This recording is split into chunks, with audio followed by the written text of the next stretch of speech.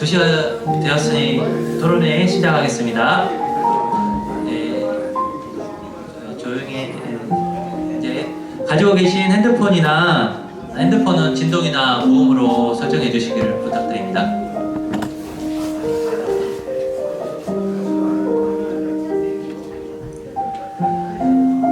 지금부터 이제 개화하겠습니다. 지금부터 에너지 전환의 시대, 영광의 미래를 묻다 토론회를 힘찬 박수로 함께 시작하겠습니다.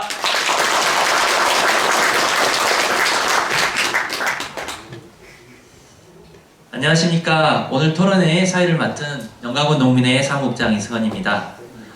바쁘신 일정에도 불구하고 이 자리에 함께 해주신 국민 여러분과 내빈 여러분께 진심으로 감사의 말씀을 올립니다. 영광은 지금 거대한 전환의 기로에 서 있습니다. 기후위기 대응과 신재생에너지 확대라는 이름 아래 영광 전역에는 송전탑 건설, SRF 쓰레기 발전소, 대규모 풍력 발전, 그리고 영농용 태양광 사업이 잇따라 추진되고 있습니다. 사업자들은 장밋빛 경제효과와 이익 공유를 약속하고 있지만 현실에서는 주민 간 갈등을 유발하고 농촌 경관과 생태계를 훼손하는 사례가 반복되고 있습니다. 모든 정책과 사업에는 명과 암이 존재합니다. 그리고 그 모든 명과 암을 이 땅에 살고 있는 주민 스스로가 정확히 아는 것, 그것이 그 무엇보다도 중요하다고 생각합니다. 이러한 문제의식 속에서 한농연, 한연농, 농촌 지도자의 쌀전업농, 농민의, 여성 농민의, 그리고 SRF 쓰레기 발전소, 범국민 대책위 등 농업단체와 사회단체가 함께 뜻을 모아 오늘 토론회를 준비하게 되었습니다. 또한 관내 모든 농협에서 오늘 행사에 힘을 보태주셨습니다. 오늘 토론회를 준비해 주신 모든 단체와 단체장 여러분께 감사의 말씀을 올립니다. 다음으로 오늘 여기 오신 네 분들을 소개해 드리겠습니다. 먼저 농관련 단체 회장님들 소개해 드리겠습니다. 농촌 지도자의 황봉석 회장님 참석하셨습니다. 그리고 쌀 전업농 오세동 회장님 참석하셨습니다. 그 다음에 여성 농민의 황경순 회장님 참석하셨습니다. 일어서서 인사를 해주셨으면 좋겠는데. 그리고 농민의 노병남 회장님 참석하셨습니다. 안농연 이동주 회장님 참석하셨습니다. 묘랑 쌀 전업농 강정원 회장님 참석하셨습니다. 쓰레기 발전소 반대 대책위는 모두 일어서서 한꺼번에 인사해 주시겠습니다. 나올 집행위원장님, 배무환 회장님, 그리고 김현수 단장님 일어서서 인사 부탁드립니다. 그리고 영광농협 정필수 조합장님 참석하셨습니다. 그리고 백수농협 조영근 조합장님 참석하셨습니다. 네. 굴빛구얼농은 안수정 조합장님 참석하셨습니다. 다음으로 오미야도우님 참석하셨습니다. 임영민, 장영진 군 의원님들 참석하셨습니다. 그리고 다음 군수 출마 예정자 두 분께서 참석하셨습니다. 김영님 그리고 이석화 지역위원장님 참석하셨습니다. 그리고 각 지역 송도탑 반대 대책위 위원장님들 참석하셨습니다. 불가면 김상덕 청년회장님 그리고 장청수 전 과장님 한꺼번에 일어나서 하실까요? 여기 또 묘랑면 김일란 번영회장님, 대마면 이운영 이장단장님, 그리고 고창 송정탑 반대대책위 문병채 위원장님과 표준 사무국장님 참석하셨습니다.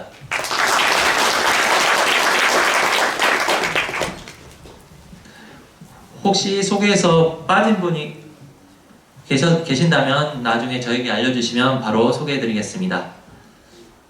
네, 다음으로 오늘 토론회를 위하여 애써주신 사회단체를 대표하여 노병남 영광군 농민회장님께서 인사 말씀을 있겠습니다. 힘찬 박수로 맞이해 주시기 부탁드립니다.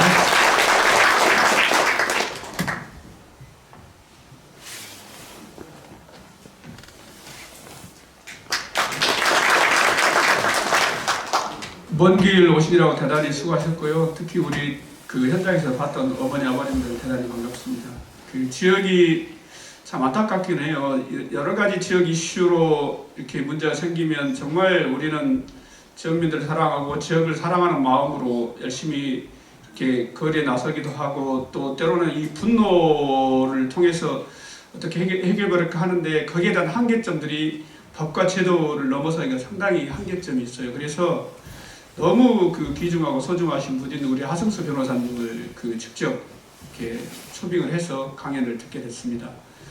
이 사랑과 분노로 법과 제도를 넘기 위해서 그동안 우리 하승수 변호사님이 기고했었던 뭐 한국농령신문이랄지 뭐 유튜브 그다음에 인터넷 통해서 자기 거기에 대한 문제점들을 뭐 있고 또 있고 어떤 때는 애우다시피 막 이렇게 상당히 저희들한테는 도움이 많이 됐던 그런 글들이나 내용들이었거든요. 그래서 오늘 직접 우리 어머니들, 아버님들 시간 내서 또 우리 조합장님도 귀한 시간 내셨고 또 정치권에서도 우리 의원님들 오셨는데 이건 좋은 그다음에 이런 내용들이 해서 지역에 우리들이 사랑하는 지역 문제들이 잘 해결될 수 있도록 했으면 고맙겠습니다. 특히 같이 이번 일 주최해 주신 각 농관련 단체 대표님들께 거듭 감사 말씀 올립니다. 이상입니다.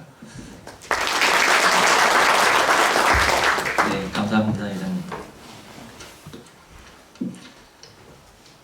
다음으로 강연을 맡아주신 하승수 변호사님을 소개해드리겠습니다. 하승수 변호사님은 공익법률센터 동본 대표를 맡고 계시며 세금 도둑 잡아라 공동대표로서 불투명한 예산 집행과 권력 남용을 감시해온 대표적인 공익 변호사입니다. 또한 제주대학교 법학전문대학원 교수, 참여연대 협동사무처장, 정보공개센터 소장, 녹색당 공동운영위원장 등을 역임하셨으며 정치제도 개혁과 시민권리 확대에 힘써 오셨습니다.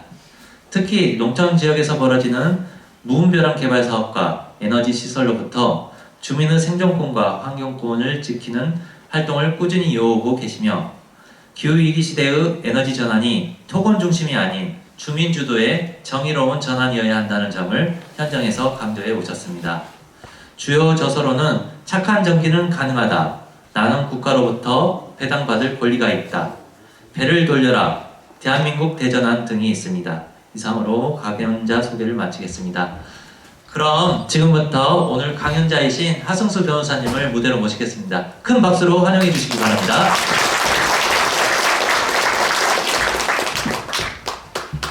네, 오늘 뵙게 돼서 너무 반갑습니다. 사실은 이제 좀 아주 홀가분하고 좀 반가운 마음만 있어야 되는데 제가 영광에 오면서 사실 여러 가지로 좀 마음이 좀 많이 좀 무겁기도 했습니다. 왜냐하면 대한민국의 지금 에너지 문제나 폐기물 문제가 아주 뭐랄까 이제 집약되어 가지고 모든 게 다 모여 가지고 나타나는 곳이 지금 영광인 것 같아가지고 영광은 뭐 원전도 있는데다가 지금 재생에너지 태양광 폭력 문제도 있고 송전탑 문제도 있고 또 SRF 폐기물 소각 문제도 있기 때문에 그래서 이제 뭔가 좀 제가 도움이 되는 말씀을 좀 드려야 되겠다. 이 내용을 좀 정확하게 좀 알려야 되겠다는 마음이 좀 컸습니다. 그래서 제가 한 1시간 정도 제가 준비한 내용을 좀 말씀을 드릴 텐데요. 1시간이 걸릴 수밖에 없는데 이 내용이 많기 때문에 1시간 정도 제 생각으로는 좀 제가 설명드리고 궁금하신 거나 또는 의견들이 있으실 거니까 잠깐 쉬었다가 이제 진행하는 형식으로 하겠습니다 하고 지금 이제 우리나라 뭐 이재명 정부가 국민주권 정부를 표방하고 있는데 저는 이제 지역에서 주민주권이 안 되는데 뭐 국민주권이라는 말은 터무니없는 이야기라고 생각합니다. 그러니까 국민주권 정부가 되려면 지역에서 주민주권이 돼야 되고 주민주권을 가로막는 가장 큰 게 뭘까? 저는 이제 주민들이 정확하게 모르는 상태에서 자꾸 뭔가 지역의 여론이 왜곡되는 거, 그게 저는 가장 위험하다고 생각합니다. 왜냐면 우리가 그런 경험을 굉장히 많이 했지 않습니까? 무슨 뭐만 되면은 뭐 좋아질 것처럼 얘기하다가 막상 보면은 그게 안 되는 경우도 많고, 그래서 주민들이 좀 정확하게 알고 판단할 수 있도록 하는 게 주민주권입니다. 주민주권이란 건 결국 주민들이 결정할 수 있는 건데, 주민들이 결정을 하려면 정확하게 정보를 주민들께 드리고 주민들이 좀 스스로 판단할 수 있도록 만들어줘야 되는데, 뭐 분위기 몰기식으로 이렇게 가는 게 제일 위험하다라는 생각을 합니다. 그리고 오늘 제가 좀 말씀을 드릴 텐데, 제가 영광 상황을 100% 다 알지는 못하는데 제가 열심히 기사도 찾아보고 자료를 엄청 많이 찾아봤는데, 그래도 여기 사시는 분들보다는 제가 정확하게 모를 수 있습니다. 주민주권이 중요한 이유가, 저같이 좀 지역 주민들 입장에서 문제를 바라보려고 노력하는 전문가도, 또 저같이 경험이 좀 많은 전문가도 지역 상황은 다 모르거든요. 그러니까 지역 문제를 누가 결정해야 되느냐, 저 같은 외부에 사는 전문가가 결정할 문제도 아닙니다. 그리고 정치인들끼리만 결정할 문제도 아니고, 결국에 주민들이 잘하는 게 그것 좀 중요하다는 말씀을 좀 드리고, 제가 오늘 기본적인 내용들을 좀 설명드린 다음에 영광이 어떻게 해야 될지는 이 자리에 계신 분들이 결국 지혜를 모아야지 저는 제일 좋은 답이 나올 거다, 그렇게 생각합니다. 다만 이제 제가 뭐 발전소, 송전탑, 폐기물 관련해서 제가 지금 활동하고 있는 공익법률센터 농본이 열심히 현장에 있는 지역 주민들을 도와드리기 때문에 저희가 가장 많은 정보나 경험을 좀 가지고 있는 건 맞습니다. 맞고, 그리고 요즘 이제 이 재생에너지와 관련해서 기본소득 이야기도 많이 나왔는데, 사실 기본소득도 제가 아주 초기부터 주장했던 내용입니다. 근데 지금 이야기되는 기본소득하고 제가 이따가도 말씀드리겠지만 제가 이야기하면 좀 다 차이가 꽤 있기 때문에 좀 말씀을 드리도록 하겠습니다. 제가 오늘 혼자 온 건 아니고 저희 공익법률센터 농본의 김영수 정책팀장님 같이 왔습니다. 잠깐 일어나서. 네. 네. 저와 같이 활동하시는 활동가이기도 하고, 이 재생에너지 쪽으로는 상당한 전문가이기 때문에 오늘 이 자리가 끝이 아니라 저희도 이제 오면서 생각한 것은 영광의 문제를 우리가 좀 같이 고민해드리자, 같이 고민하자라는 마음으로 이제 오늘 말씀드린 것처럼 제가 미처 다 모르는 이야기는 나중에 또 해주셔도 좋고, 또 의견들도 많이 활발하게 좀 나눠봤으면 좋겠습니다. 제가 영광을 오면서 찾은 기사 중에 하나만 보여드리면, 하여튼 이게 지금 우리나라는 이게 뭐랄까, 뭔가 정확하지 않은 정보들의 바탕으로 기사들이 아주 대조적인 기사죠. 어떤 기사는 영광에서 영동형 태양광으로 기본소득이 나온다, 이렇게 기사가 나온 게 있고, 오른쪽 기사는 알고 보니까 지금 송전선 연결이 아직 안 됐기 때문에 당장에 안 되고 있다, 이런 기사가 나오는. 그러니까 사실 이게 우리 현실을 잘 보여주는 거라고 생각해서 어쨌든 좀 제가 다시 말씀드리면 좀 정확하게 알자, 환상에 빠지지 말자, 냉철하게 좀 아는 게 중요하다는 말씀을 다시 한번 드립니다. 그리고 전기와 관련해서 제가 2015년에 쓴 책이 있습니다. 이 책이 이따가 말씀드릴 송전선 문제에 관한 책인데요. 이게 경남 밀양 아시다는 것처럼 우리나라에서 송전탑 문제가 가장 크게 터졌던 것은 사실 2014년에 경상남도 밀양에서 할머니 할아버지들이 반대 활동하면서 이게 문제가 불거졌고, 제가 그때 이 전기 문제에 대해서 저도 공부를 굉장히 많이 했습니다. 제가 오늘 짤막하게 좀 정리해서 말씀드릴 텐데, 사실 이 문제는 정말 우리나라 국민들, 주민들이 꼭 알아야 되는 문제인 것 같고요. 그리고 기본소득 이야기도 제가 2015년에 쓴 책이 있는데, 이 책의 일부 내용을 좀 말씀드릴 겁니다. 제가 기본소득과 관련해서 뭐 나름대로 초창기부터 활동했다는 증거 사진 하나 보여드리면, 이게 9년 전 사진인데요. 옆에 앉으신 분 누구신지 아시죠? 이분. 예, 이재명 대통령 9년 전 모습입니다.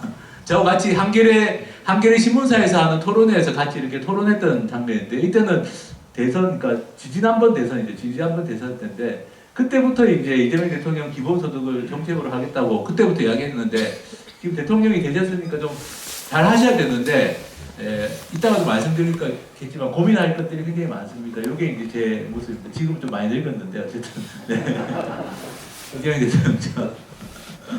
저는 뭐 이재명 대통령을 개인적으로는 좋아하는 면이 많지만 100% 저하고 생각이 같지는 않습니다. 이따가도 좀 말씀드릴 텐데, 첫 번째 주제는 이제 재생가능 에너지입니다. 이게 왜냐하면 제가 이걸 첫 번째로 말씀드린 이유가, 이게 지금 영광에서 큰 현안이더라고요. 제가 찾아보니까 큰 현안이라 가지고, 그러니까 재생가능 에너지로 기본소득을 받자, 뭐 좋은 이야기입니다. 기본적으로 좋은 이야기고, 또 이익 공유를 해야 된다. 태양광이나 풍력을 하는데 거기에서 나오는 이익을 그냥 사업자들이, 업체들이 다 가져가면 안 된다. 주민들하고 이익을 공유해야 된다. 당연히 맞는 말입니다. 맞는 말인데 저는 이제 요것도 어떻게가 중요하다고 봅니다. 어떻게 주민들하고 이익을 나눌 거냐, 어떻게 기본소득을 줄 거냐, 이게 굉장히 중요한 문제거든요. 그래서 그 관련된 좀 설명들을 먼저 좀 드리려고 합니다. 일단 기본소득이라는 게 무슨 말이냐, 이거는 꼭 그냥 개념 소개를 하는 건데요. 기본소득은 예를 들면 영광 주민이면 영광 주민이라는 그게 공동체 구성원의 자격이죠. 또는 영광의 어느 리면 어느 리 주민이라는 게 자격입니다. 그러니까 내가 영광에 산다는 자격만 있으면 된다. 그리고 다른 조건은 필요 없다. 그죠? 주민등록 있고 실제로 거주하고 이 정도 조건이면 된다. 다른 조건은 필요 없다. 재산이 많아야 된다든지 학력이 좋아야 된다든지 이런 건 없다는 겁니다. 그 다음 한 번 주는 것은 기본소득이라고 보통 보지는 않습니다. 정기적으로 1년에 한 번 주든 분기에 한 번 주든 매달 주든, 그리고 이제 이거는 약간 이렇게 안 하는 경우도 있지만 가능하면 개인별로 가구별로 주지 말고 가능하면 개인별로 주는 게 좋다. 그리고 가능하면 현금, 이거는 지역화폐도 포함하는 겁니다. 지역화폐까지 포함해서 돈으로 주는 거다. 이게 이제 기본소득이라는 보통 이제 학자들이 기본소득이라고 할 때는 이 정도를 기본소득의 어떤 일종의 그 개념적이라고 보시면 됩니다. 여기서 가구별로, 개인별로는 조금 왔다 갔다 할 수도 있고 현금에는 지역화폐가 포함된다. 그래서 재생가능 에너지로 기본소득을 주자라고 하면은 대체로 이 정도는 이 정도 조건에는 부합해야지 기본소득이라고 할 수 있다, 이렇게 말씀드릴 수 있을 것 같고요. 아까 말씀드린 것처럼 기본소득이나 이런 것들을 흔히 공짜돈이라고 많이 생각하는데요. 그래서 공짜돈이라는 생각을 좀 벗어나게 하려고 배당이라는 말을 많이 씁니다. 요즘에 연금이라는 말도 많이 쓰죠, 그죠? 햇빛 배당, 햇빛 연금. 왜냐하면 우리가 배당이라고 하면 공짜라는 개념은 아니잖아요. 우리가 농협조합에서 농협에서 배당받을 때는 공짜 아니지 않습니까? 내가 조합원으로 출자도 하고 기여도 하니까 배당을 받는 거니까. 그래서 기본소득이라는 말이 약간 공짜라는 느낌이 있어가지고 배당이라는 말을 많이 쓰기도 하고, 지금도 햇빛 배당, 바람 배당 이런 이야기들을 씁니다.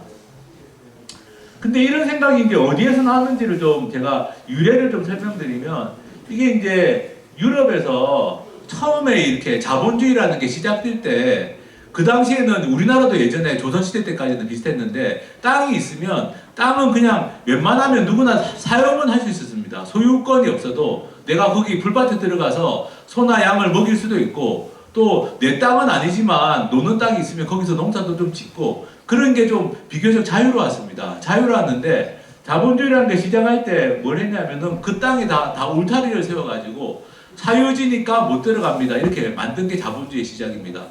그래서 농민들이 여기 안에서 농사 짓던 땅에다가 이 울타리를 세운 다음에 그 안에다가 양을 키운 거예요. 이 토지 소유자들, 돈이 많은 지주들이 양을 키운 겁니다. 그 양을 키우니까 농민들은 이 땅 안에 가서 이제 농사를 더 이상 못 짓는 거죠. 옛날에는 지었는데. 농사를 못 짓게 된 사람들이 어디로 갔냐면 도시로 갔습니다. 도시로 가가지고 공장 노동자가 된 겁니다. 이게 유럽의 역사입니다.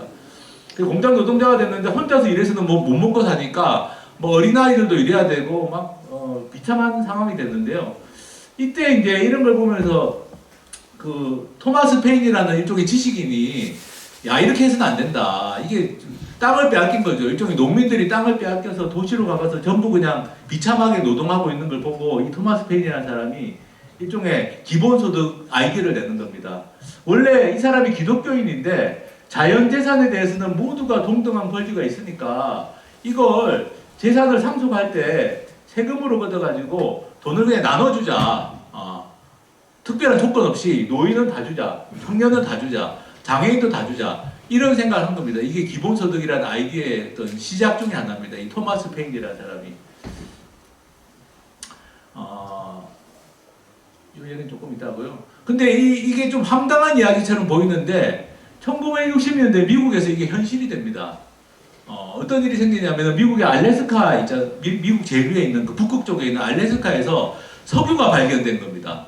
알래스카는 원래 그냥 살만한 곳이 아니었는데 갑자기 이 바다 밑에서 석유가 발견이 돼가지고 1960년대부터 이게 그냥 석유 기업들이 와가지고 떼돈을 벌게 된 거예요.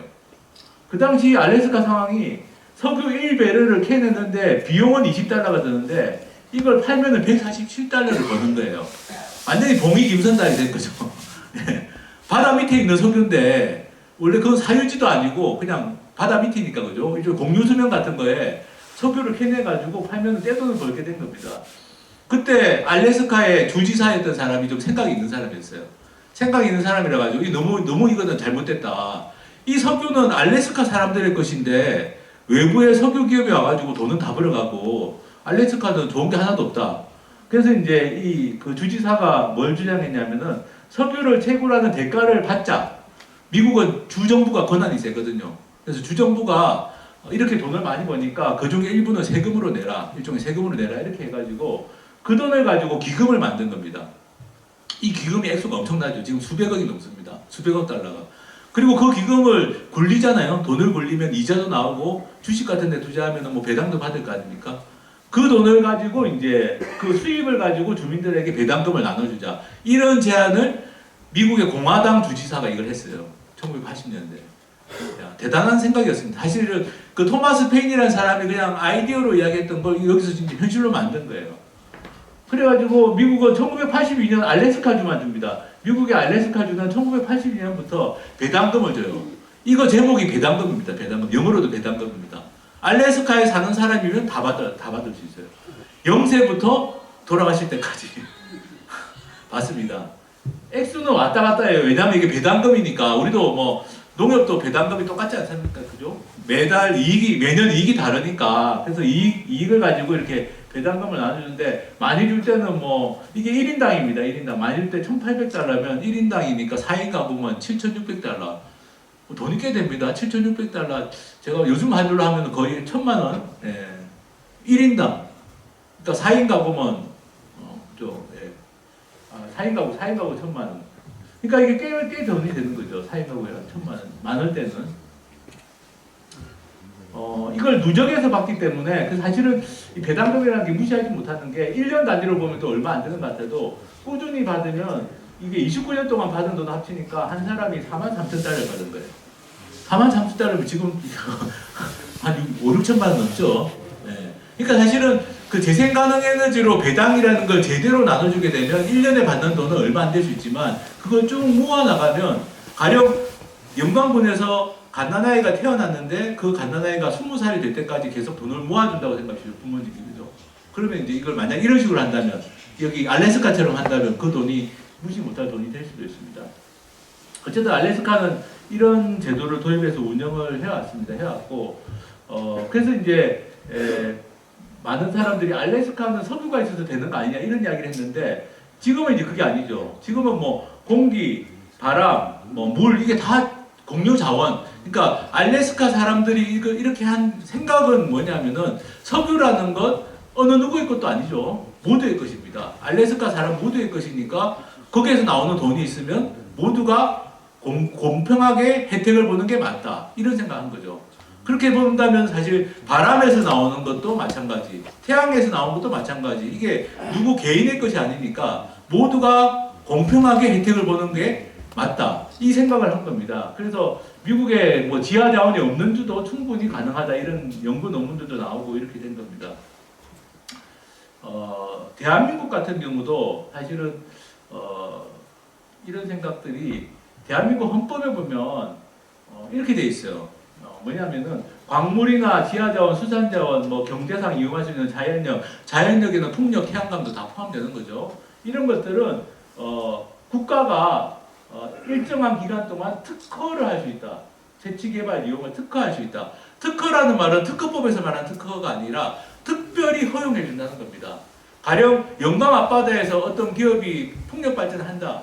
그러면 우리나라 헌법에 따르면 그거는 국가가 특별히 허용해 주는 개념인 거예요. 그 기업의 당연한 권리가 아닙니다. 영광 앞바다에 뭐 풍향 개척기 꽂고 풍력 발전하는 것 또는 태양광 업자가 발전사업 허가받아가 태양광 발전하는 것 그게 그 기업의 당연한 권리가 아니라 그거는 국가가 특별히 허가해 주는 거다. 왜냐? 이런 자연력, 뭐 지하자원 자연력은 국민 모두의 것이기 때문에 이런 생각이 우리나라 헌법에도 들어가 있습니다. 원래 우리나라 재헌헌법 1948년 헌법에는 어떻게 되어 있었냐? 지하자원, 수산자원, 자연력은 국유로 한다고 돼 있어요. 국가의 소유로. 아예 국유라고 명시가 돼 있었는데 이게 막 헌법이 바뀌는 과정에서 좀 약화가 됐지만 지금도 뭐냐 특별히 허가해 주는 경우에 할 수 있는 사업이다. 그러니까 이거는 기업들이 자기 권리처럼 생각할 사업이 아니라는 겁니다. 원칙적으로. 그리고 이런 우리나라 헌법에서 말하는 이런 지하자원 중에 하나가 지하수가 있습니다. 예를 들면 지금 우리가 이야기하는 태양광 풍력이랑 지하수 똑같은 겁니다. 지하수도 땅 밑에 있지만 우리가 땅 가까이에 있는 지하수는 토지 소유자가 권리가 있습니다. 그렇지만 땅 깊이 파가지고 뽑아내는 지하수는요 토지 소유자의 권리라고 보지 않습니다. 우리나라 헌법상으로도 그렇고 헌법재판소도 그렇습니다. 땅 깊숙이 파가지고 끌어올리는 지하수는 공공의 자원이다. 이게 우리나라 헌법재판소가 판결 내린 내용입니다. 이거는 토지 소유권에 따라오는 게 아니라는 거예요. 지하수도. 태양광 풍력도 마찬가지입니다. 이런 걸 다 뭐라고 하냐면은 공유자원이라고 부릅니다. 공유자원. 지하자원뿐만 아니라 지하수, 태양광 풍력 다 공유자원입니다. 이런 공유자원을 어떻게 개발할 거냐와 관련해 가지고 지금 우리나라가 심각한 고민에 빠져 있는 겁니다. 이게 공유자원인데 지금은 태양광 업자가 그냥 땅 사거나 임대해가지고 태양광 깔면 마치 그냥 그게 자기 사유재산 당연한 것처럼 되고 풍력도 그냥 바다에다가 그냥 풍력발전 사업 허가만 받으면 그냥 마치 그냥 자기 권리처럼 생각하고 지하수도 마찬가지입니다. 지금 예를 들면 지리산 쪽에 보면 먹는 샘물 있죠. 우리 그 삼다수. 옛날에는 제주도 삼다수 말고는 이 생수병에 담긴 생수가 몇 개 안 됐습니다. 지금은 뭐 수십 종이 됐어요. 그게 뭐냐면은 그냥 샘물 그 생수 공장 허가 받아가지고 땅에서 지하수 뽑아 올려서 병에 담으면 그냥 다 자기 돈이 되는 겁니다. 자기 사업으로. 그래서 이제 예를 들면 이제 제주도는 원래 제주도의 삼다수는 지방 공기업이 하는 겁니다. 이따가도 이제 풍력 태양광도 제가 한번 상상을 해보십시오. 제주도에 지하수가 있어요. 제주도에 지하수 중요한 자원이죠. 공유 자원입니다. 근데 그걸 제주도에 아무 기업이나 가가지고 그걸 뽑아가지고 병에 담아서 팔면 잘 팔리겠죠. 삼다수도 잘 팔리니까. 근데 제주도 사람들은 예전부터 무슨 생각이 있었냐? 제주도의 지하수는 제주도민의 것이다.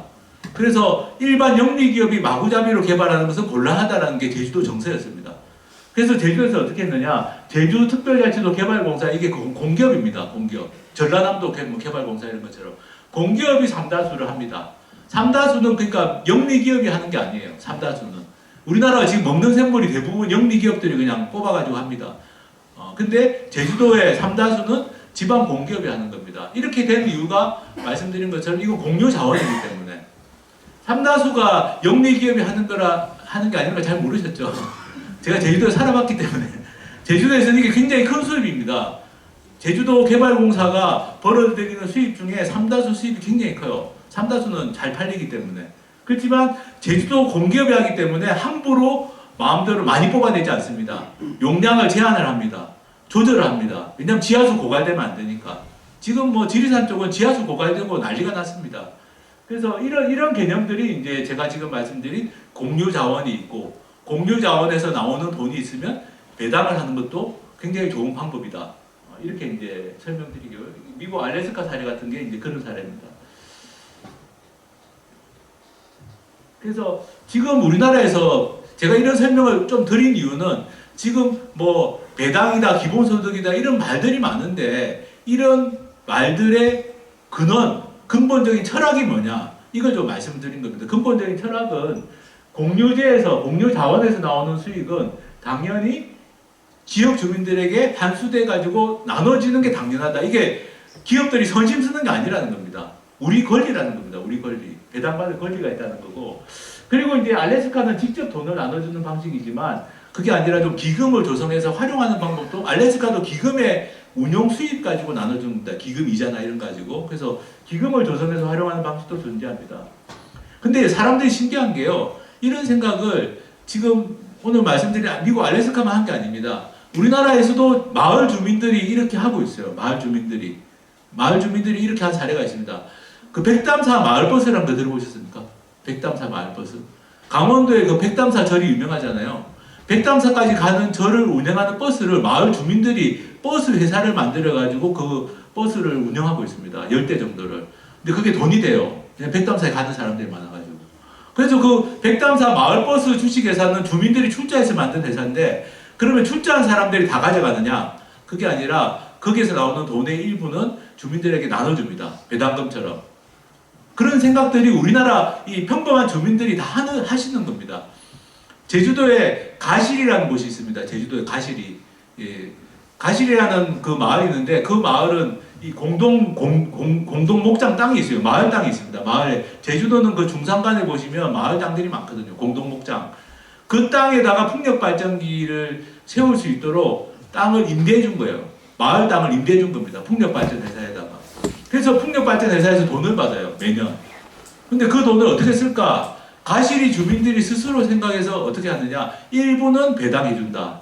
일부는 전기요금 보조 형식으로 우리가 풍력 발전기 세워가지고 돈이 들어오니까 일부는 1년에 한 24만 원씩, 월 2만 원씩 돈을 나눠줍니다.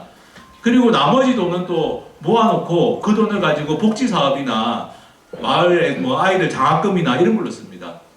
기금을 만들어 놓는 거죠. 그러니까 이런 게 미국의 알래스카 사람들만 생각한 게 아니라 우리나라 평범한 농어촌 주민들도 생각해보면 내가 백담사라는 이 절이 있어가지고 거기에서 돈이 나오는데 그 돈을 우리 마음대로 쓰면 될까? 그건 아니다 이런 거죠. 그죠? 마을 공동 목장에서 나온 돈을 우리 마음대로 쓰면 되겠냐? 이런 것들은 다 우리 모두의 것이니까 골고루 다 혜택을 주는 게 중요하다. 이런 생각을 우리 농어촌의 평범한 주민들도 다 하고 계시는 겁니다. 그리고 제주도 같은 경우는 풍력 발전 때문에 굉장히 갈등이 많았습니다. 제가 제주대학교에 2006년부터 2009년까지 한 4년 대학 교수 생활을 했습니다. 그게 철밥통 아주 좋았던 시절인데요, 저한테는. 그냥 월급을 꼬박꼬박 주더라고요, 대학 교수가 되니까. 근데 그때 제주도의 풍력 발전이 엄청 갈등이 심했습니다. 육상풍력. 그죠? 육상풍력은 뭐 아시겠지만 주변에 뭐 소음 피해라든지 저주파 피해 이런 것들이 있습니다. 그래서 그때 제주도가 어떻게 했느냐 하면은 이거 제주도만 이렇게 합니다. 제주도가 하도 풍력 발전 때문에 골치가 아프니까 저도 이제 그때 제주도를 도와줬는데 제주도 공무원들하고 좀 생각 있는 사람들이 중앙정부에다가 건의를 합니다. 아, 제주도는 이거 그냥 이대로 가면 안 된다, 풍력 발전. 그래서 뭘 하냐면은 공풍화라고 하는 것을 개념을 도입합니다. 공풍화라는 게 뭐냐? 제주도 바람은 모두의 것이다 이거죠. 공동의 것이다. 공공의 것이다. 어떤 사기업들이 와가지고 그 풍력 발전기 꽂아가지고 돈 벌어가는 그런 식으로 되면 안 된다. 그런 개념을 제주도가 공풍화라는 개념을 그 당시에 도입을 합니다. 이거 되게 어려웠습니다. 왜냐하면은 그때 제주도가 특별자치도라는 게 됐거든요. 지금 뭐 광주 전남도 뭐 통합한다고 막 그러던데 어쨌든 특별자치도가 제주도가 되면서 중앙정부가 따로 제주도에 관한 법을 따로 만들었습니다. 제주특별자치도 법이라는 걸 따로 만들었는데 그때 이제 제주도에 좀 생각 있는 사람들이 중앙정부를 설득하는 겁니다.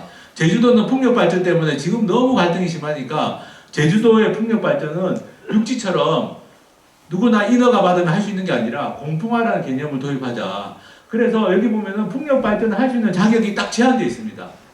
이거는 제주도가 허가해주지 않으면 못하게 되어 있습니다. 제주도는 풍력 발전이라 함부로 아무나 그냥 거기다가 뭐 땅 임대해가지고 풍력 발전기 꽂겠다고 하는 걸 못하게 아예 그냥 차단했고요. 그리고 이제 제주도 조례를 통해 가지고 개발이 공유화라는 걸 그때 도입을 합니다. 사실 이게 아마 지금 전라남도 여기 신안이나 이런 데서 하기 훨씬 전에 이거는 도입된 겁니다. 개발이 이 공유화. 근데 제주도는 이걸 그냥 도민들에게 배당으로 나눠주는 건 아니고 기금으로 만들고 있습니다. 풍력 발전 기금을 만들어 가지고 그 기금을 지역을 위해서 쓰는 개념으로 지금 하고 있는데, 그래서 이런 것도 이제 이 제주도의 사례도 말씀드린 것처럼 이게 누구 특정한 사기업체, 영리업체가 이익을 다 가져가서는 안 된다라는 생각 때문에 이런 조례를 만들고 했습니다. 근데 안타까운 것은 이거는 제주도에만 지금 적용되는 법입니다. 법이라서 안타까운 부분이 있고요. 그래서 어쨌든 지금 이제 태양광이나 풍력 가지고 여러 가지 지금 문제들이 많이 발생하는데 이 문제를 해결할 수 있는 방법은 저는 정부나 지자체가 할 역할이 있고 주민들이 할 역할이 있습니다. 정부나 지자체는 뭘 해야 되느냐? 일단 마구잡이식으로 하는 것은 최대한 막아야 되겠죠. 제주도 같은 경우도 이때 아까 그 법을 만들면서 또 뭘 했냐면은 풍력 발전 지구라는 걸 지정해서 여기에서만 해라. 딴 데서는 하지 마라. 그것도 법으로 만들었습니다. 그러니까 마구잡이식으로 하면 안 된다라는 거. 그 다음에 기업으로부터 기업이 돈을 벌면 그 중에 일부는 자기들이 가져가더라도 나머지는 돈을 환수해가지고 이게 주민들이 뭔가 좀 혜택을 받을 수 있도록 해야 된다. 이런 거는 주민들이 그냥 요구한다고 되는 건 아니고 정부나 지자체가 해줘야 됩니다. 그러니까 영광군이나 전라남도가 해줘야 되는 거죠. 중앙정부나. 근데 아까 제가 제주도 사례를 말씀드렸지만 서울에 있는 사람들이 이런 고민하겠습니까? 세종시에 앉아있는 공무원들이 이런 고민하겠습니까? 이거는요, 영광군이나 전라남도가 요구해야지 받아주는 겁니다.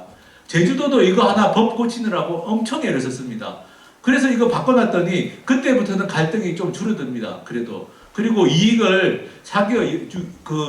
업체들이 그냥 다 가져가는 게 아니니까 주민들도 어느 정도 좀 받아들이고 난개발도 좀 줄어들고 그래서 이거는 정부나 지자체 특히 영광군이나 전라남도가 해야 되는 역할이고요. 그리고 주민들도 그냥 막연하게 얼마 준다고 하니까 얼마 주는지 물론 당연히 궁금합니다. 사람이니까.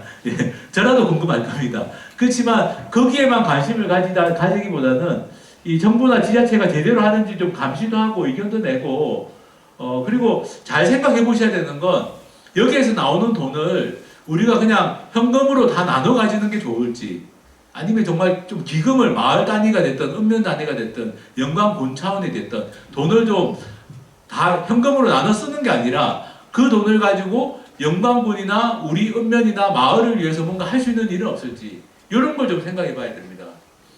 지금은 우리나라는 크게 보면 두 가지 사례가 있습니다. 돈을 나눠주는 사례가 있습니다. 그게 지금 신안군이 하는 햇빛 배당 같은 건 돈을 나눠주는 게 일단 주된 모델이고 아까 제주도 같은 경우는 돈을 나눠주기보다는 그 돈을 잘 쓰자 지역을 위해서 잘 쓰자 이런 모델입니다. 저는 섞을 수도 있다고 봅니다. 50도 50도 가능하다. 다만 이제 장단점이 있습니다. 돈을 나눠주면 일단 주민들은 받으니까 너무 좋죠. 직접 받으니까. 그렇지만 사실 그 돈은 쓰면 없어지는 돈입니다. 근데 만약에 그 돈을 마을이나 우리 읍면이나 영광군을 위해서 쓴다면 또 다른 데 좋은 데 쓸 수도 있는 거죠. 지금 경기도 여주의 구양리라고 뭐 대통령도 막 이야기하고 모범 사례라고 하는 모델이 있습니다. 그게 마을에 기금을 가지고 이렇게 태양광 발전을 그러니까 마을 주민들 돈으로 하는 거죠. 마을 주민들 돈으로 태양광 발전해가지고 그 돈을 쓰는데 거기는 나눠주는 게 아니라 마을 버스도 운행하고 공동 식사도 하고 공동 식당도 운영하고 이런 식으로 해서 일종의 마을 주민 모두가 혜택을 누리는 방법이지만 현금으로 나눠주는 방법은 아닌 걸로 쓰고 있습니다. 그런 사례가 우리나라에도 있고 그래서 어떻게 하는 게 좋을지 제가 지역의 미래를 위해서 현명하게 사용돼야 된다고 말씀을 드렸는데 어쨌든 이 재생가능에너지에서 돈이 나온다면 주민들에게 나오는 돈이 있다면 이 돈을 어떻게 쓸 건지는 주민들이 잘 생각해서 현명하게 쓰는 방법을 찾는 게 필요합니다. 아니 우리는 그냥 다 나눠주는 게 좋아. 그럼 나눠주는 거죠. 그거는 결국에는 주민 주권이기 때문에 주민들이 원하는 방향이 제일 중요합니다. 다만 또 생각해보니까 다 나눠서 쓰는 건 아닌 것 같아. 우리가 좀 마을이나 읍면을 위해서 좀 돈을 모아서 좀 적절하게 우리 지역을 위해서 쓰는 방법을 찾아보자. 그럼 또 다른 방법도 있을 수 있고 이런 게 좀 가능해야 된다는 말씀을 좀 드리고 싶고요. 그래서 이제 사실은 저도 영광에 오면서 참 옆에 신안 사례도 있고 해서 참 고민이 많았습니다. 영광은 어떻게 하는 게 좋을 것인지. 근데 이거는 뭐 이 자리에 계신 분들이 결국에는 아마 논의해 나가실 문제인 것 같고요. 지금 우리나라에 여러 자료들이 많은데 그 중에 제가 몇 가지만 보여드리면 아까 말씀드린 제주도하고 신안군이 좀 약간 대표적인 사례입니다. 제주도는 아까 말씀드린 것처럼 개발이 공유화 계획이라는 게 있어가지고 기업들이 이익을 내는 겁니다. 이거는 제주도에서 풍력 발전해서 돈을 벌면 당기 순이익의 17.5% 매출액의 7%를 내게 돼 있고요. 그걸 가지고 기금을 마련해서 이제 쓰고 있는 겁니다. 그리고 신안군은 잘 아시는 것처럼 어쨌든 이 정도 돈이 나오면 이걸 가지고 이제 배당을 주는 그런 모델이고요. 우리나라에도 사례가 많기 때문에 이건 제가 일일이 다 설명드리지 않겠습니다. 다만 이제 우리나라 지금 신안군 모델이 저는 한계가 있다고 보는 건 신안군은 많이 고민해서 만든 모델입니다. 신안이. 하지만 한계가 있다고 보는 건 뭐냐면은 이게 지금 신안군 모델을 하는 상위법이거든요. 신재생에너지법이라는 게 있는데 이 법에 따르면 어떻게 돼 있냐? 신재생 발전에너지 사업자, 발전 사업자는 공급 인증서라고 있습니다. REC라고도 부르는데요. 주민 참여를 하면은 가중치를 줍니다. 이게 좀 쉽게 말하면 뭐냐면은 발전 사업자가 전기를 팔 거 아닙니까? 팔 때 지역 주민들이 참여를 하면은 가중치를 줘서 돈을 더 얹어주는 겁니다. 그러면 그 더 얹어주는 돈을 가지고 지금 주민들에게 나눠주는 혜택을 주는 방식이거든요. 그러면 이건 뭐냐? 가령 그냥 사업자가 하면은 가령 100억을 버는데 주민 참여를 시키면 104억을 버는 겁니다. 그럼 그 4억을 이제 주민들에게 환원해 준다는 거니까 발전 사업자가 가져가는 100억은 그대로 있는 거죠. 그럼 이게 진짜 이익 공유냐?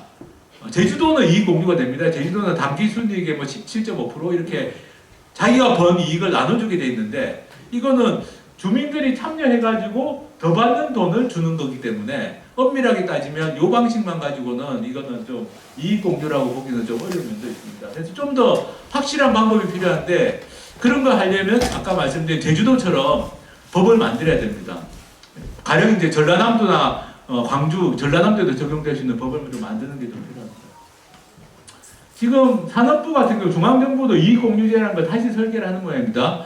그러니까 지금 신안이든 영광이든 지금 군에서 시책으로 하고 있는 그게 다가 아니다. 계속 바뀌고 있다는 것도 염두에 두셔야 됩니다. 지금 중앙정부도 새로운 또 용역을 지금 시작을 한 상태이기 때문에 그래서 지금 신안군이나 영광군이 하는 것도 하나의 방법이지만 그 방법 말고도 여러 가지 방법이 있을 수 있고 앞으로 정말 영광 국민들에게 정말 혜택이 더 많이 돌아가려면 또 다른 방법을 우리가 찾아낼 수도 있다. 필요하면 중앙정부한테 법을 바꾸라고 할 수도 있고 협상도 할 필요도 있다. 이런 말씀을 좀 드리겠습니다. 그래서 이제 이런 부분들에 대한 좀 고민을 해 나갔으면 좋겠고요. 그 다음에 최근에 이제 좀 많이 우려되는 건 제가 환상에 대한 경계는 좀 말씀드리고 싶은 게 제주도에 우도라는 섬이 있습니다. 우도가 제주도 옆에 있죠. 제주도 본도하고 우도를 오가는 배가 있습니다. 그 배가 엄청 돈을 많이 벌었습니다.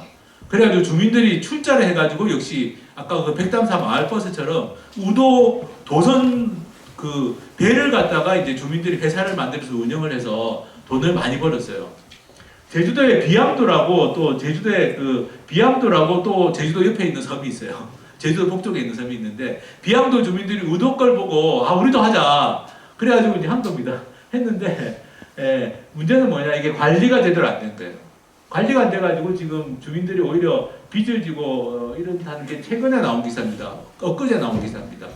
그러니까 우리가 어떤 아무리 좋은 사업이 있고 모델이 있어도 그것이 제대로 운영되고 관리되도록 만드는 것은 그냥 방치해두면 되는 게 아니다. 저는 이제 신안이든 영광이든 이 서남부에 어쨌든 태양광 폭력에 굉장히 관심이 많고 그러면 주민들 입장에서는 난개발도 막아야 되고 그 다음에 사업을 하면은 그 이익이 정말 투명하게 잘 공유가 되고 공평하게 나눠져야 되는데 그 과정이 정말 투명하고 공정하게 관리가 되는 것도 굉장히 중요하다는 걸 이런 사례가 보여줍니다.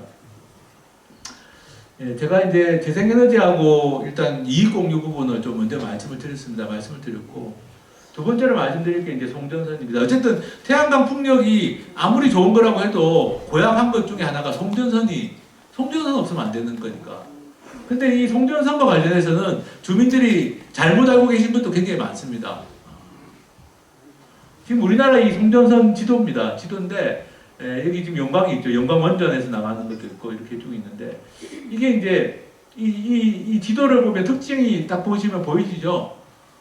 이게 수도권으로 가는 송전선입니다. 많은 부분들이. 그래서 지금 영광 앞바다 신안하고 영광 앞바다에서 풍력을 하고 태양광을 하고 했을 때 이 전기가 어디로 가느냐도 중요한 문제입니다. 이 전기가 멀리 가면 갈수록 송전선은 더 많이 필요하고요. 전압은 더 올려야 됩니다. 아시는 것처럼 우리나라가 이 발전소들이 이렇게 쭉 있는데 이 발전소들이 주로 바닷가에 있고 재생에너지도 지금 바닷가에 있는데 이게 이제 소비지는 수도권에 많이 있는 편입니다.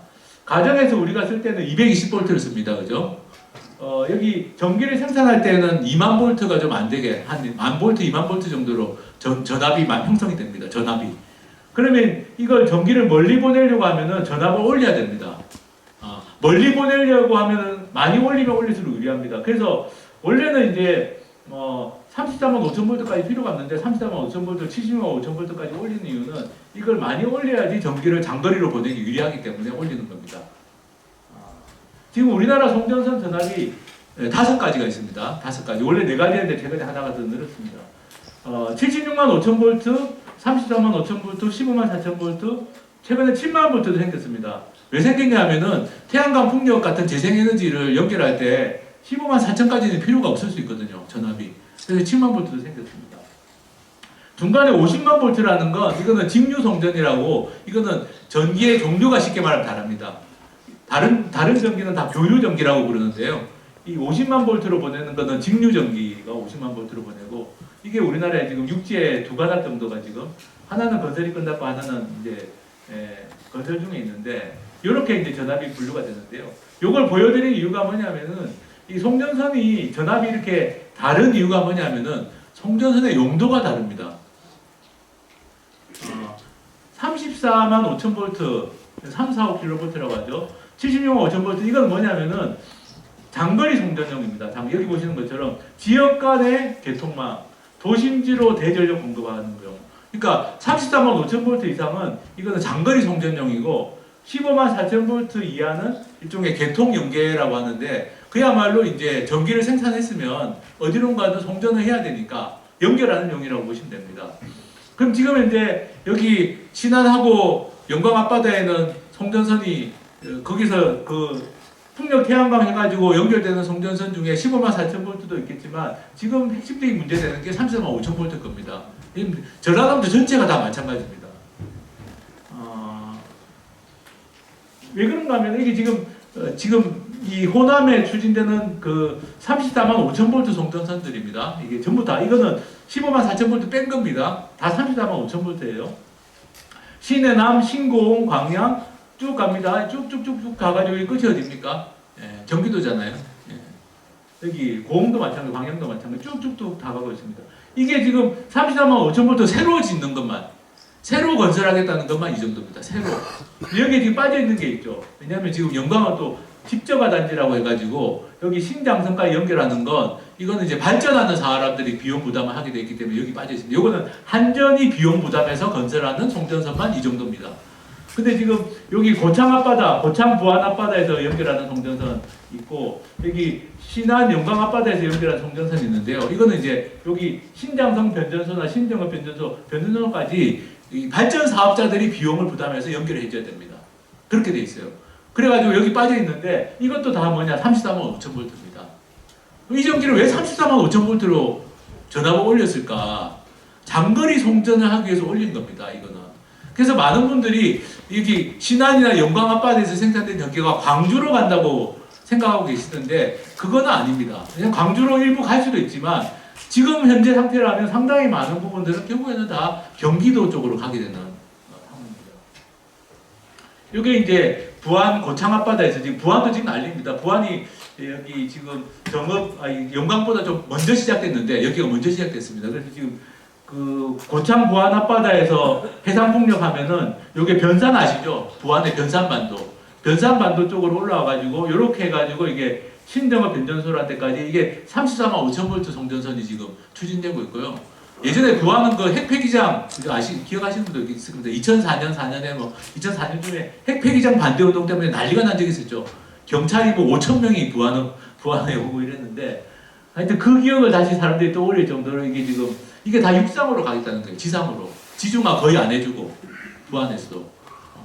이런 상황이고, 요게 이제 지금 신안 영광 앞바다, 그죠? 이것도 지금 해상 풍력하면은 이게 다 연결이, 이게 이제 지금 영광에서 아마 문제되는 것 같은데, 신장성 변전소까지 가는 걸로 돼 있을 겁니다. 근데 신장성 변전소에서 아까 보신 글을 보면은 신장성이 끝이 아니라 신고창으로 가고 새만금으로 가고 해서 결국에는 끝은 경기도 신서사는 또 여기서 연결되는 라인이 있습니다. 근데 결국에는 이게 수도권으로 가는 전기가 돼버리는 셈입니다. 그래서 이게 이제 지금 만약에 전기를 많이 쓰는 공장이나 수요처가 다른 데로 간다면 이 송전선은 방향이 바뀌어야 되죠. 가령 예를 들면 지금 최근에 전라남도에서 목포나 해남 쪽에다가 전기 많이 쓰는 뭐 데이터 센터나 반도체를 유치하자 이런 얘기가 있더라고요. 저도 얼마 전에 토론회도 갔었는데, 만약 목포로 가면 이게 어떻게 합니까? 목포 쪽으로 가게 되면은 이게 일로 가야 되는 게 아니라 일로 가야 되잖아요. 그러니까 이게 왜 신장성으로 가가지고 이렇게 연결되는지를 한번 생각해 보셔야 됩니다. 이거는 기본적으로 언제든지 수도권으로 송전할 수 있다라는 전제하에서 계획된 송전선이다. 그렇다면은 영광 국민들 입장에서 아니 우리가 우리 앞바다에 풍력하고 태양광 해가지고 애써 생산한 전기를 결국에는 이게 수도권으로 보내줘야 되느냐라는 질문을 해야 됩니다 우리가. 왜냐면 그건 다 잘못된 거 아니겠습니까, 그죠? 우리가 태양광 풍력이나 송전망을 건설해서 어쨌든 이게 환경에 부담이 있습니다. 생활 환경에도 피해가 있고 부담이 있습니다. 그러면 그 전기를 최대한 그 전기에서 나오는 수익도 우리가 이익도 공유를 받아야 되지만 그 전기가 지역을 위해서 잘 쓰여가지고 영광이 잘 되고 호남이 잘 되고 그렇게 만들어야지 의미가 있는 건데 이 전기도 결국 수도권으로 간다 그러면 이건 무슨 뭐냐 이런 생각을 우리가 해야 되는 거죠. 제가 찾아보니까 지금 뭐 송전선 계획도 뭐 애초 계획이랑 뭐 변경된 것도 있고 막 이랬는데 항상 이렇습니다. 항상 우리나라에서 송전선 건설하면요 그냥 뭐 이게 그림이 그냥 이렇게 그렸다가 저렇게 그렸다가 이게 주민 주권이 안 된다는 게 이런 그림 그릴 때도 주민들의 의견이라는 게 제대로 반영이 돼야 되는데 그게 안 되고 그냥 이렇게 그렸다가 저렇게 그렸다가 밀양에서도 이렇게 그렸다가 저렇게 그렸다가 해서 주민들이 납득을 못 하는 거예요. 아니 왜 이게 이리로 지나가야 되느냐. 저로 가면은 훨씬 피해가 적은데 이런 이야기들을 많이 하셨는데 영광도 아마 그런 상황이 아닌가 싶습니다. 이거 뭐 제가 정확한 상황은 모르지만 신문에 난 걸 보니까 이게 노선이 바뀌고 했더라고요. 그리고 이제 아까 말씀드린 설명드리면 이게 풍력 같은 것도 이렇게 하면은 변전소에서 전압을 올려가지고 이렇게 쭉쭉쭉 보내는 구조고요. 여기 공용 변전소라고 되어 있는 게 이제 신장성이 공용 변전소인 겁니다. 거기까지는 이제 발전 사업자들이 이렇게 부담해서 설비를 깔아야 되는 그런 상황이고요. 그리고 이제 지중화 문제가 있습니다. 지금 아마 영광에서도 지중화 요구하시는 부분들이 있고 할 텐데 이 참 지중화도 너무나 이게 기가 막힌 게 서울 부근은 다 지중화되어 있습니다. 지금 전봇대까지도 다 지중화해 놨어요. 서울에 가가지고 전봇대 찾아보시면 강남 같은 데 가면 전봇대가 없습니다. 우리 농촌은 다 전봇대 있고 송전탑 있고 다 그런데 이게 보십시오. 전봇대가 없잖아요. 다 지중화해가지고. 이거는 배전선입니다. 송전선이 아니라 이제 다 끝나가지고 이제 이렇게 가정으로 공급할 때 쓰는 배전선들도 다 지중화한 겁니다. 우리 전봇대는 다 배전선이거든요. 배전선. 송전 다음이 배전인데 배전 다 지중화해졌습니다. 근데 여기 제가 사는 충남이 대표적인 송전탑 피해 지역 중에 하나인데 여기 보면 충남 서천입니다. 집 바로 위에 이렇게 송전선이 지나가요. 집 바로 위에. 이 충남 당진입니다. 마을 위로 이게 76만 5천 볼트 엄청 높은 겁니다. 지나가요. 여기서 살고 있어요 사람들이 수십 년째. 이 너무 불공평한 거 아닙니까? 지중화를 해줄 거면 도시도 해주고 농촌도 해줘야지 왜 농촌은 인구가 적다는 이유로 안 해주느냐. 제가 사는 충남은 이런 지역들이 많습니다. 서울은 거의 지중화가 다 됐는데 충남은 지중화율이 1.4%밖에 안 됩니다. 98% 이상이 다 이렇게 위로 가는 거예요. 충청남도는 워낙 송전탑 피해가 많아가지고 이 충남연구원이라는 곳에서 이렇게 피해 조사를 했었습니다. 피해 조사를 했었고 뭐 온갖 피해들이 다 있는 걸로 나오고 특히 뭐 건강 영양과 관련해서는 충남연구원에서 쭉 문헌 조사를 해봤는데 스웨덴의 그 노벨 의학상을 주는 기관이 카롤린스카 연구소라는 이게 노벨 의학상 심사하는 기관입니다. 그냥 허접한 연구소가 아니에요. 근데 카롤린스카 연구소라는 연구소가 1에서 2 밀리가우스라고 하는데 밀리가우스 아동 백혈병 101.5배 3밀리가우스 이상은 아동 백혈병 3.82. 근데요 34만 5천 볼트 정도 되는 송전선이 지나가면 이거는 이 3밀리가우스 이상 나오는 경우는 허다합니다. 허다예요. 근데 아동 백혈병이 증가한다는 게 연구 결과가 나와 있습니다. 나와 있는데도 불구하고 한전은 피해가 없다라고 주장하는 거고. 그래서 사실은 주민들이 지중화 요구하시는데요. 지중화도 잘해야 됩니다. 지중화도 공법에 따라 가지고 전자파가 줄어드는 공법이 있고 아닌 공법도 있습니다. 경기도 얼마 전에 문제됐던 게 경기도 부천에서 초등학교 앞에 지중화가 돼 있는데 거기도 송전선 지중화가 돼 있는데 재봤더니 뭐 한 5, 6 이렇게 나온 거예요. 밀리가우스 4, 5, 6 이렇게 3 밀리가우스 그래가지고 이제 주민들이 요구해서 다시 공사를 했습니다. 지중화 공사를 다시 했습니다. 그래서 지중화도 제대로 해야 되는데 다만 이제 지중화를 하면은 장점은 뭐냐? 어쨌든 민가하고 좀 떨어진 방향으로 그죠? 민가하고 좀 떨어진 곳으로 해서 지중화를 하면 어쨌든 전자파 피해는 줄일 수 있고 경관 피해도 없고 그죠? 그러니까 주민들 입장에서는 지중화도 당연히 요구하는 게 당연하죠. 근데 문제는 이제 농어촌은 지금 최대한 안 해주려고 한다는 게 문제입니다. 그리고 이제 아까 그 수도권으로 가는 송전선들 보여드렸는데 그러면 왜 지금도 수도권으로 가는 송전선이 많은데 왜 이렇게 많이 건설하느냐? 추가 건설을 왜 이렇게 많이 하느냐? 그거는 이제 최근에 많이 언론에도 나오지만 용인의 반도체 산업단지 때문에 그렇습니다. 용인 반도체 때문에 지금 아까 보신 호남을 막 관통하는 송전선들, 그리고 아마 여기 신안이랑 용강 앞바다에서 생산한 풍력 생산한 전기도 지금 상태로 보면 다 수도권으로 갈 수밖에 없는 게 이 용인에 지금 반도체 산업단지를 2개를 짓겠다는 겁니다. 하나는 문재인 정부 때 SK가 짓겠다고 한 거고, 요거는 윤석열 정권에서 발표한 삼성이 들어가는 산업단지인데요. 요 2개를 합치면 원전 16개 분량의 전기가 필요합니다. 새로 필요한 게 원전 16개. 그 원전 16개 전기가 어디 있습니까, 지금 대한민국에? 없는 거죠. 없으니까 다 어떻게 하느냐. 상당히 많은 부분은 다 호남에서 재생에너지 전기를 가져갈 수밖에 없는 겁니다. 그러니까 이게 무슨 광주로 가는 전기다. 아닙니다. 지금 이 계획을, 이거 반도체 공장이 여기 용인에 원전 16개를 쓰려면 이거 뭐 어마어마한 전기를 다 그냥 다 끌고 가야 되는 거예요. 전국의 남는 전기는 다 질러 가도 모자랄 판입니다. 그래서 이제 지금 많은 우리 대책위들도 요구하는 게 용인에 지금 SK가 하겠다는 이거는 이게 원전 6개 분량이거든요. 이것도 문제인데 원전 10개 분량이 들어가는 삼성 거는 백지화해라. 해라. 이것만 백지화해도 송전탑 훨씬 많이 건설 안 해도 되고, 만약에 이 반도체 산업단지가 꼭 필요하다면 호남으로 보내라. 그러면 송전선을 이렇게 많이 안 깔아도 되고 송전선의 방향도 바뀝니다. 그죠? 수요지로 가야 되잖아요. 송전선은 수요지로 가야 되는데 반도체 공장 위치가 바뀌면 송전선 위치도 바뀌는 거죠. 이걸 지금 요구를 하고 있습니다.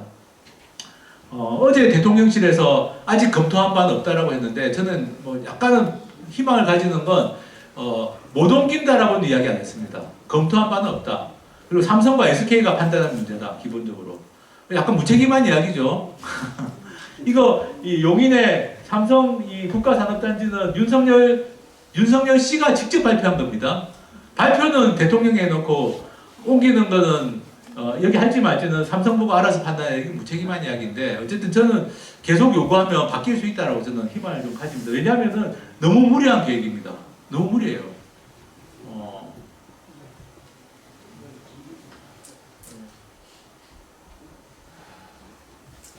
그리고 그래서 뭐 전국적으로 어쨌든 대책위들이 지금 활동을 하고 있습니다. 용인 산단이랑 초고압 송전선 2개를 동시에 백지화하자, 이게 이제 요구사항입니다. 용인 산단 백지화하면은 송전선도 많이 백지화가 되고 자동으로, 그러면 간단하게 문제 해결되고, 그게 만약에 호남으로 오고 영남으로 가면 지역 균형 발전도 된다. 간단한 이야기를 지금 저희가 계속 요구를 하고 있습니다. 그리고 지중화 문제도 하나 예를 말씀드리면, 지금 독일 같은 경우도 송전탑 문제가 있습니다. 이게 10년 전에 우리나라 기자들이 독일 가서 취재한 건데요. 10년 전에 독일 정부가 송전선을 깔긴 깔아야 되는데 어떻게 해야 될까 고민을 막 하는 그런 기사입니다. 독일도 북쪽에 바다가 있거든요. 독일 북쪽이 바다인데 거기서 풍력을 합니다. 해상풍력. 근데 남쪽에 공장이 많은 거예요. 그래서 북쪽에서 남쪽으로 한 700km를 송전선을 깔아야 되는데 10년 전에 고민하는 이 기사입니다. 10년 전에 고민하고 있다. 근데 얼마 전에 우리나라 기자들이 갔다 왔습니다. 다시. 어떻게 하느냐. 북에서 남쪽으로 700km를 지하로 해가지고 지중화 700km 전체를 지중화해가지고 아까 말씀드린 직류송전선이 좀 유리하거든요. 지중화를 하면. 그래서 700km를 지중화하는 걸로 하고 있습니다. 지금 공사를. 주민들이 반대하니까 700km 전체를 다 지중화해주는 걸로 독일 정부가 결정을 한 거예요. 물론 이렇게 하느니 차라리 그냥 공장이 북쪽으로 하는 게 낫습니다. 제가 보기 독일도. 근데 너무 돈이 많이 들어요. 700km 전체를 지중화하니까. 어쨌든 이렇게 하는 나라도 있습니다. 그러니까 지금 우리가 지중화를 요구하는 게 잘못된 게 아닌 거죠. 아니 700km 전체를 지중화하는 것도 있는데 우리 뭐 중간중간에 좀 마을 지나가는 구간만이라도 지중화해달라 이런 거 아닙니까? 그죠? 사람들 좀 그래도 가구들 있는 데들은 지중화 좀 해달라는 건데 그걸 못 해준다는 건 말이 안 되는 거죠. 그래서 좀 뭐랄까 우리나라 국민들이 사실 전기와 관련해서는 그동안 많이 참고 살았습니다. 특히 농어촌 주민들이 아니 전기가 필요하다고 하니까 어쩌겠냐. 뭐 우리도 전기 쓰는데 그런 착한 생각은 이제 좀 버리셨으면 좋겠습니다. 영광에서 쓰는 전기 때문에 이렇게 많은 발전소와 송전탑이 필요한 게 아닙니다. 그건 다 아시지 않습니까? 영광에서 쓰는 전기 생각하면은 태양광 풍력이 이렇게 많이 필요 없죠. 그러니까 결국에는 그동안에도 우리가 희생을 해온 겁니다. 비수도권 주민들이 희생을 해왔는데 더 이상 일방적인 희생을 우리가 할 필요는 없다. 그리고 굉장히 무리한 일이다. 그런 생각들을 좀 가져주시면 좋겠습니다. 마지막으로 이제 폐기물 문제 말씀을 드리고 마무리하려고 하는데요. 폐기물은 일단 생각이 있는 지자체들은 폐기물을 요새 무조건 다 막습니다. 여기 지금 제가 충남 부여군 사례인데요. 부여군만이 아닙니다. 근데 부여군의 군수입니다. 군수인데 지금 군수입니다. 지금 군수인데 부여 군수의 산불 정책이라는 게 있습니다. 산불 정책. 대형 축사, 난개발식의 태양광, 그러니까 주민참여 태양광 말고 난개발식의 태양광, 그리고 산업 폐기물은 부여해서는 안 된다. 그게 산불 정책입니다. 이거 그냥 군수가 자기 정책 방침으로 그냥 표방을 한 겁니다. 표방을 했고, 그래서 업체가 부여에도 SRF 발전소를 추진하는 업체가 있었는데 부여군이 그냥 결사적으로 해가지고 소송에서 결국 이겼어요. 부여군이 다 이겼습니다. 다 이겨가지고 이거는 백지화 됐습니다. 부여군은. 부여군 군수가 이렇게 방침을 밝히니까 부여군에서는 이런 사업을 할 생각을 못하죠. 그냥 군수가 허가 안 해주겠다는데, 뭐 소송이 들어와도 허가 안 해주겠다는데. 사실 영광 SRF 문제는 저는 좀 안타까워. 제가 서류를 쭉 봤는데 2017년 1월 때 영광군이 잘 대처했으면 어떻게 보면 좀 지금 이 상황까지 안 올 수 있었다. 그리고 이 SRF라는 게 고약한 건 뭐냐면요. 산업 폐기물은 지금 영업구역 제한이 없습니다. 민간업체들이 하는 거. 전국 폐기물을 다 가져올 수 있어요. 난립니다, 지금. 제가 저는 충청남도 홍성에 살고 있는데요. 충청남도하고 충청북도는 요새 수도권에서 오는 폐기물 때문에 난립니다. 수도권 폐기물이 다 와가지고 매립되고 소각되고 SRF도 결국 소각이지 않습니까? 이 뭐 말이 뭐 근사하지 왜 이런 말을 쓰는지 모르겠어요. 그냥 소각하는 건데. 그냥 소각하는 겁니다. 고용연료라고 하지만 이거 소각하는 건데. 어쨌든 그래서 지금 영광의 SRF 문제는 지역 차원에서는 꼭 막아야 되는 문제죠. 왜냐하면 왜 우리가 외부 폐기물까지 갖고 와서 소각할 이유가 없지 않습니까? 영광에서. 이유가 없습니다. 그것도 영리업체가 하는 거를. 그 영광하고 비슷한 상황이 있는 게 지금 김천시입니다. 근데 영광보다 좀 김천시는 상황은 좀 낫습니다. 김천시는 아직 건축은 안 했습니다. 근데 영광은 지금 짓다가 83%까지인가 뭐 지었다고 하잖아요. 영광은. 김천은 짓지는 않았는데 어쨌든 김천도 이 업체가 김천시 상대로 소송해가지고 이거는 업체가 대법원까지 가서 이겼습니다. 이 김현장 아시죠? 김현장이라고. 김현장이 업체 쪽 대리를 해가지고 1심에서는 김천시가 지고 2심에서 김천시가 이겼는데 대법원에서 김천시가 졌어요. 그래가지고 진 상태에서 김천시 시민들이 저를 찾아와서 방법이 없겠냐. 근데 사실 사람이 독하게 마음먹으면 방법을 찾으면 하늘이 무너져도 솟아날 구멍이 있다 이런 말이 있잖아요. 이런 거는 그런 게 되게 중요한 것 같습니다. 제가 봤더니 김천시에 허점이 하나 있는 게 이 대기 배출시설 허가라는 걸 받았는데 업체가 이게 소송을 워낙 오래 하다 보니까 5년 안에 건축을 해야 되는데 지금 건축 시간이 지난 거예요. 허가 받고 5년 안에 건축해야 되는데 5년이 지나버린 겁니다. 제가 그걸 발견해서 주민들한테 알려줬더니 주민들이 경북 도의원한테 알려줘가지고 도의원이 나서가지고 어쨌든 요거는 지금 취소를 시켰어요. 대기 배출시설 허가를 취소시켰고 지금 업체가 그래서 공사를 못하고 있는 상황입니다. 대법원까지 가서 다 이겼지만 공사 못하고 있고 지금 요번에 이제 또 지방선거가 있으니까 김천 시민들은 아예 건축 허가를 취소시키달라는 게 지금 요구사항입니다. 건축 허가를 직권 취소해달라. 그렇게 해서 이게 뭐 대법원 소송에서 한번 진다고 해서 이게 끝나는 사건은 아닙니다. 이런 사건들은 얼마나 많이 좀 우리가 집요하고 끈질기게 대처하느냐에 많이 달려 있고요.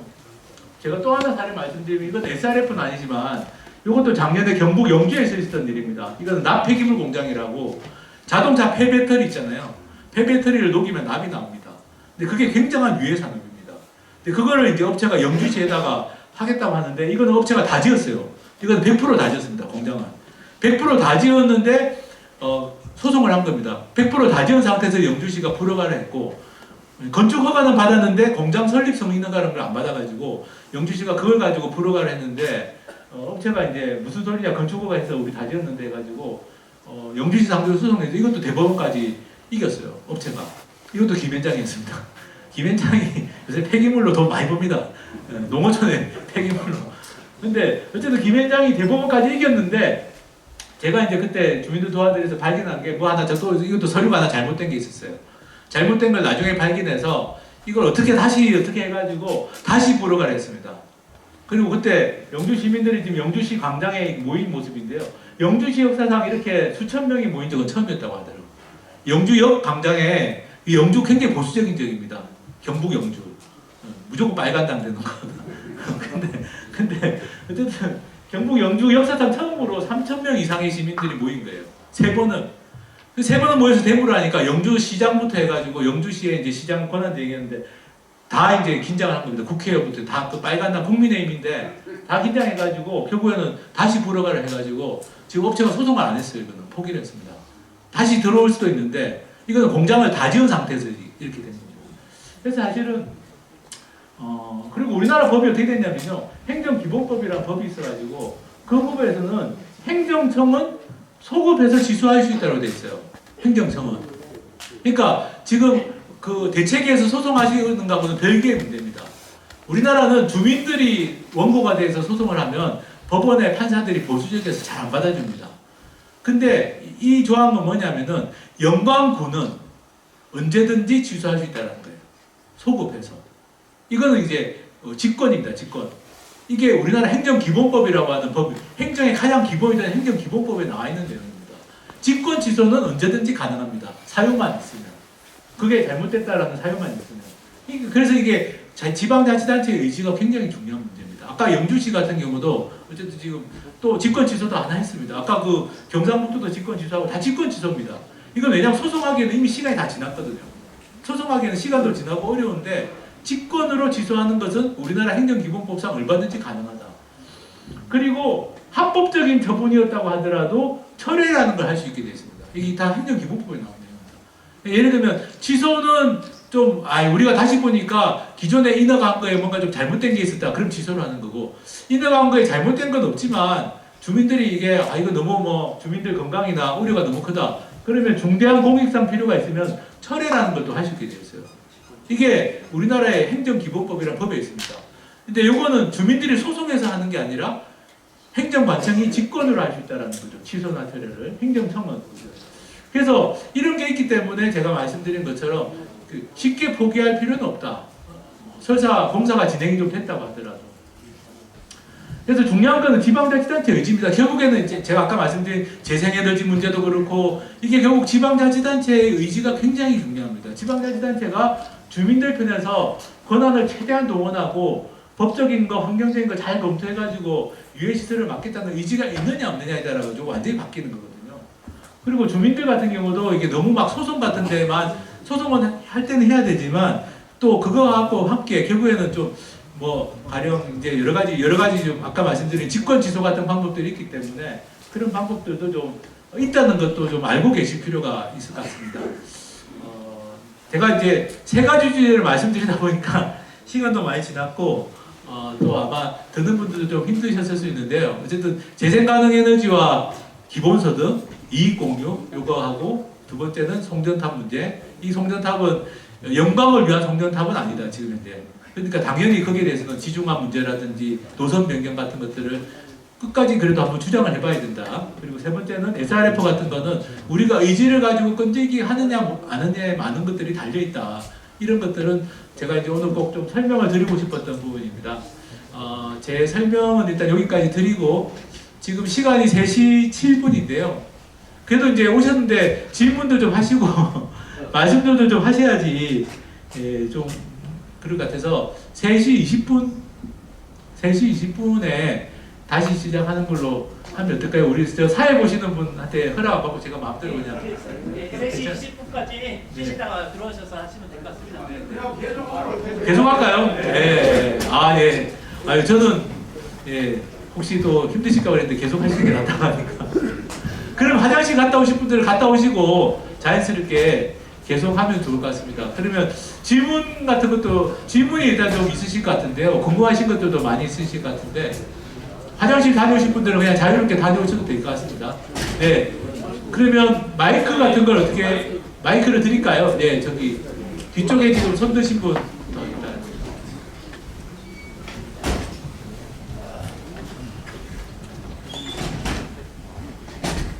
예, 저는 그 백수 화살에 사는 김홍연이라고 합니다. 제가 사는 곳이 풍력이 많이 있는 곳인데요. 풍력이라는 게 원래 쓸 때 주변에 있는 주민들과 거리가 있는 것인지 또 태양광이나 풍력이라는 게 주변에 사람이 살고 있는 곳하고 지금 발전하는 풍력이나 또 새로 짓겠다는 풍력이 우리가 거주하는 곳이고 키로수가 어느 정도 법적으로 나와 있는지 이게 좀 궁금해서 말씀드립니다. 예. 그게 지금 법에는 정확하게 딱 나와 있지는 않습니다. 법에는. 그런데 이제 그 발전 사업 같은 걸 할 때는 환경 영향 평가라든지 이 환경성 조사 같은 걸 하게 돼 있는데요. 환경성 평가 이런 거 하게 돼 있는데 그럴 때는 이제 이격거리가 얼마나 떨어져 있는지를 봅니다. 초기에 육상 풍력이 그게 잘 안 돼 있었습니다. 잘 안 돼 있어가지고 초기에 남개발이 많이 됐고 초기에 민가하고 가까운 곳에 풍력이 들어와가지고 주민들이 피해를 보는 경우들이 많았고 지금은 이제 그런 환경성 평가나 환경영향 평가 같은 거 할 때 이제 이격거리가 얼마나 떨어져 있는지를 좀 보고 있습니다. 그게 이제 중요한 판단 요소가 돼 있고 태양광 같은 경우는 이제 지금 조례에서 이격거리 제한들을 좀 해왔습니다. 지금 그러다 보니까 하도 문제가 되니까 조례에서 이제 뭐 5호 이상 사는 마을에서는 몇 미터 이런 식으로 이격거리 제한을 뒀는데 지금 그것도 계속 그 이격거리 제한을 축소하거나 폐지하려고 하는 움직임이 있어가지고 어려운 점이 있습니다. 그래서 법률로는 정확하게 딱 이렇게 이격거리가 되어 있지는 않은 상황입니다. 그래서 그것도 이제 지방자치단체가 어떻게 좀 하느냐에 따라서 많이 좀 달라질 수가 있습니다. 또 다른 질문 있으시면 네, 지금 저기 마이크 제가 먼저 할까요? 제가 먼저 할까요? 예, 먼저 하셔야 돼요. 네. 여기까지 와서 이렇게 말씀해 주셔서 고맙습니다. 우리 하승수 변호사는 2004년도에 뵀었었는데 그 이후에 계속 이제 연결을 갖고 있었습니다만 지금 이제 영광에 원자력 발전소 6기가 6기가가 있거든요. 예, 알고 있습니다. 그거에 더불어서 지금 태양광과 육상 풍력 이것만 해서 한 2기가 정도 됩니다. 그 다음에 영해 그러니까 이제 그 섬 안쪽 거기가 지금 허가가 나갔거나 개측기 허가가 나간 게 4.7기가 그 다음에 영해에 지금 개측기 허가가 나간 게 한 7기가 정도 되거든요. 그래서 원전 빼놓고도 13.7기가가 지금 운영을 하고 있거나 앞으로 허가를 받을 예정으로 있고 그 다음에 이제 원전까지 합한다면 한 20기가 정도가 되거든요. 그리고 이제 이걸 전남 지역으로 본다고 하면 지금 해남이라든가 영암이라든가 신안이라든가 이런 데에서 지금 엄청나게 많은 신재생 에너지를 그 사업을 하려고 하고 있단 말이죠. 근데 이제 이것이 결과적으로 수도권으로 올라가는 거고, 수도권으로 올라갔을 때에 실질적으로 이제 지역 같은 경우에는 공급지로서의 역할밖에 안 되는 이런 상황이지 않습니까? 그렇다고 본다면 이걸 최소한도로 이제 전남도지사라든가 그 다음에 이제 각 지역 지자체장들 같은 경우에는 이걸 어떻게 해서 지역 이익으로 가지고 가게 만들 것인가. 그리고 실질적으로 거기에 살고 있는 지역 주민들한테는 어떤 이익을 가게 만들 것인가에 대한 고민을 해야 되는데